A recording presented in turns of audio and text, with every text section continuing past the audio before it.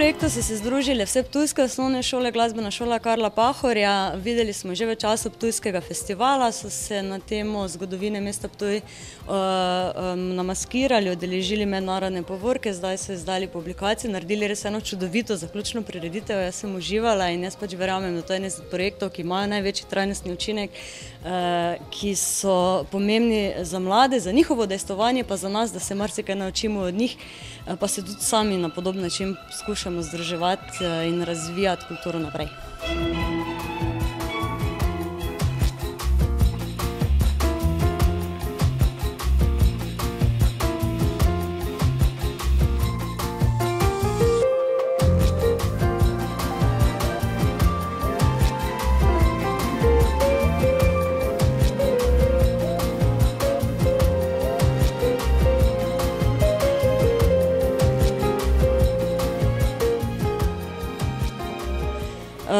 Vloga mladih je sigurno ena izmed najpomembnejših vlog, ker bojo tisti, ki bojo uspešnost Evropske prestolnice kulture dejansko sporočali naslednjim rodom, ki bodo za to prestolnico kulture zaživeli in pač poslanstvo razvijali naprej, tako da jaz jih dajem na prvo mesto.